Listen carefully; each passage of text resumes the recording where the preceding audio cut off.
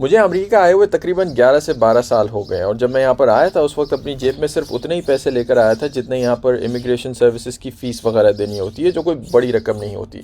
लेकिन अब खुदा का शुक्र है मेरी फाइनेंशियल सिचुएशन ऐसी है कि मैं आपसे बहुत ज़्यादा डिटेल्स शेयर नहीं कर सकता, जिसका मतलब ये है कि अच्छी है। और ये कहानी मुझ अकेले की नहीं है। मैं आपको अपना ये मोहल्ला दिखाता हूँ जहाँ पर मैं रहता हूँ।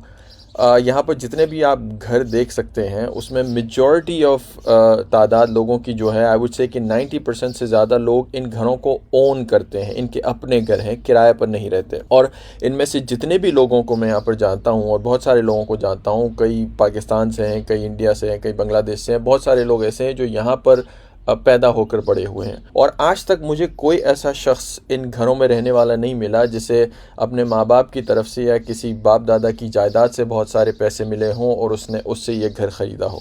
ऑलमोस्ट एवरी सिंगल केस, जितने भी लोगों को मैं यहाँ पर जानता हूँ, उन्होंने यहाँ पर किसी न किसी तरीके से अपनी एक छोटी सी बिगिनिंग किसी जॉब से, किसी छोटे कारोबार से, मोस्टली नौकरियों से अपनी ज़िंदगी, अपनी फैमिली शुरू की है, अपना करियर शुरू किया है, और उन्हीं पैसों से इन घरों को, अपनी इस लाइफ को बनाया है। ये स्टोरी मैं आपसे इसलिए शेयर कर रहा हूँ क्योंकि अमेरिका शायद वाहिद ऐसा एक मुल्क है जहाँ पर इतनी बड़ी तादाद में इतनी सारी कहानियाँ सेल्फ मेड होने की, या ख़ुद से अपनी लाइफ बनाने की, या अपनी इकोनॉमिक सिचुएशन, पर्सनल सिचुएशन बेहतर करने की, शायद और किसी और मुल्क में ऐसी कहानी नहीं मिलती।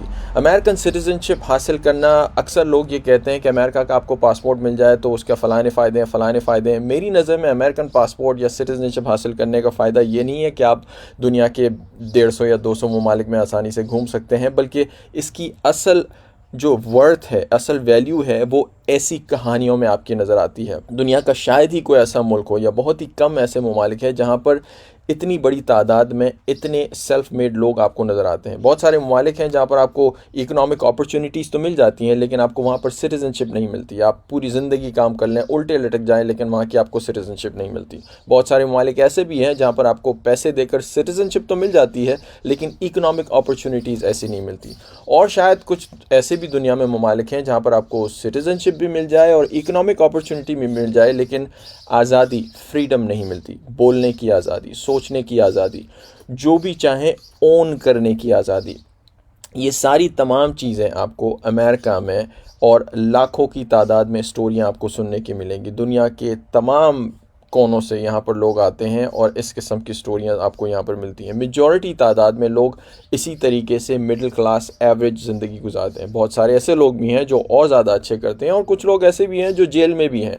तो पर्सनल रिस्पॉन्सिबिलिटी भी, ऐसा नहीं है कि जो भी शख्स अमेरिका आ जाता है या इस सिस्टम का, इस धारे का हिस्सा बन जाता है, वो कामयाब हो जाता है। नहीं, कुछ लोग नाकाम भी होते हैं, और again it's a personal responsibility. लेकिन मेरी ये स्टोरी शेयर करने का मकसद ये है कि यहाँ पर ऐसा होने की वजह ये है कि यहाँ पर सबसे पहली बात तो इकोनॉमिक अपॉर्चुनिटीज़ बहुत ज़्यादा हैं, और उसकी वजह ये है नंबर एक कि एक तो यहाँ की आबादी अच्छी खासी है, तकरीबन ऑफिशियली 35 करोड़ लोगों का ये मुल्क है। और सबसे अच्छी बात ये है कि लाइफ के हर कोने में प्राइवेट सेक्टर का इन्वॉल्वमेंट हर जगह पर है, जिसका मतलब ये है कि यहाँ पे जितनी भी सर्विसेज आपको मिलती हैं, जितने भी बिजनेसेस या जितनी भी चीज़ें जो रोज़मर्रा की बेसिस पर लोगों के लिए जॉब्स क्रिएट कर रही होती हैं, लोगों के लिए अपॉर्चुनिटीज़ क्रिएट कर रही होती हैं, वो प्राइवेट सेक्टर की तरफ से आती हैं, गवर्नमेंट सेक्टर की वजह से नहीं। इसका मतलब ये है कि हुकूमत का कम से कम इन्वॉल्वमेंट होता है, हुकूमत की कम से कम मुदाखलत होती है इकॉनमी चलाने में, और लोग आज़ाद हैं, चाहे कोई भी बिज़नेस शुरू करें, कोई भी आइडिया लेकर आएँ और उस आइडिया को एक्सपेरिमेंट करें। उसमें नाकाम भी होते हैं, कामयाब भी होते हैं, लेकिन इवेंचुअली मार्केट इतनी बड़ी है कि आपको इकोनॉमिक अपॉर्चुनिटीज़ के लिए बहुत सारे ऑप्शंस मिल जाते हैं। अक्सर ममालिक हैं जहाँ पर लोग पढ़े लिखे होते हैं, समझदार होते हैं, लेकिन वहाँ पर इकोनॉमिक अपॉर्चुनिटीज़ नहीं होती, मोटिवेशन, पैसे की मोटिवेशन नहीं होती, इसलिए वो कामयाब नहीं हो पाते। अमेरिका में ये एक यूनिक चीज़ मैंने देखी है, और जितने भी यहाँ पर लोग फाइनेंशियली कामयाब हैं उन्होंने ये देखी है कि इकोनॉमिक अपॉर्चुनिटीज़ की जब बात आती है तो पैसा एक बहुत बड़ी मोटिवेशन है यहाँ पर, और लोगों को उससे बहुत सारी चीज़ें करने की इंस्पिरेशन मिलती है, कामयाब होने की इंस्पिरेशन मिलती है। नाकाम भी होते हैं तो दूसरी अपॉर्चुनिटीज़ लोगों के लिए बहुत ज़्यादा खुल जाती हैं। और शायद यही वजह है कि इस वक्त, और न सिर्फ इस वक्त बल्कि पिछले कई सालों में, अगर आप अमेरिका के सदर्न बॉर्डर को देखें, जो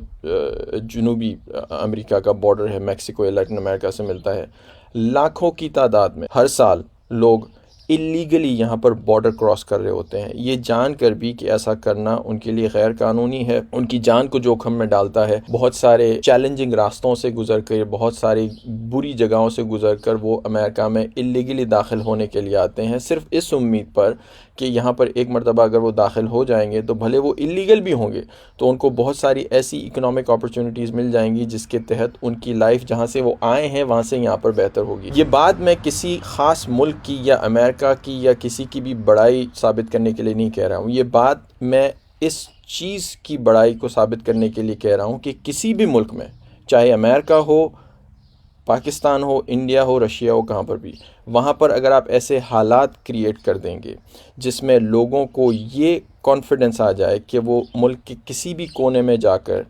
अपना काम शुरू कर सकते हैं, अपनों कोई भी नौकरी कर सकते हैं, और बग़ैर किसी खौफ के, ये ना खौफ हो कि जी इस फ़लाने शहर वाले बंदे को फ़लाने शहर में आने की इजाज़त नहीं है, या जो भी मसाइल होते हैं, ये बेसिक सिक्योरिटी पैथ उनके लिए अगर आप क्लियर कर दें तो इकोनॉमिक अपॉर्चुनिटीज़ लोग फिर ख़ुद ढूंढ लेते हैं। तो अगर आप अभी अमेरिका में मौजूद हैं या अमेरिका आने की उम्मीद रखते हैं या फ्यूचर में आने वाले हैं किसी भी तरह से, मेरी नज़र में जो मेरा एक्सपीरियंस है उसमें 3 बातें आपसे मैं शेयर करना चाहता हूँ। वो आपको, ये बेसिक रूल ऑफ 3 आपको याद रखना है अगर आप अमेरिका में फ़ाइनेंशियली पर्सनल उसके लिए कामयाब होना चाहते हैं। Number 1, get a job, get work. जब भी आप अमेरिका में आएँ, अगर आप अमेरिका में मौजूद हैं, काम पे लग जाए। जो भी काम है, जो भी आपको काम मिलता है, मतलब का काम मिलता है नहीं मिलता, इकोनॉमिक अपॉर्चुनिटीज़, जहाँ जॉब अपॉर्चुनिटीज़ हर जगह पर हैं, जहाँ से भी पैसे आ रहे हैं, पैसों को पकड़ें, काम करना शुरू कर दें।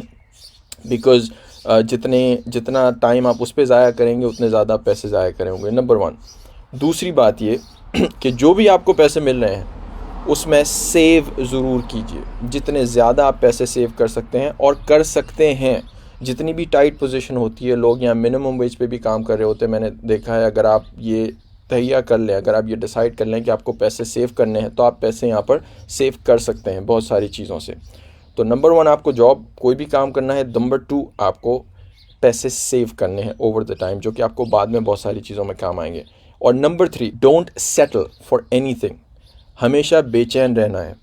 आई नो ये एडवाइस शायद काउंटर लोगों को लगे कि यार लोग चैन ढूंढने के लिए, सुकून ढूंढने के लिए आते हैं, लेकिन जहाँ पर आपके वर्क का रिलेटेड है, जहाँ पर आपकी फाइनेंशियल लाइफ है, जहाँ पर आपको पैसे कमाने की या लाइफ बेटर करने की बात है, तो जो भी आप काम कर रहे हो, किसी भी काम में चैन से मत बैठिएगा। जिस दिन आप चैन से बैठ गए या जिस काम को भी आपने फॉर ग्रांटेड ले लिया, तो फिर आप ये सोच कर बैठ जाएंगे कि चलो यार हो गया अपना काम, अब और कुछ नहीं करना है।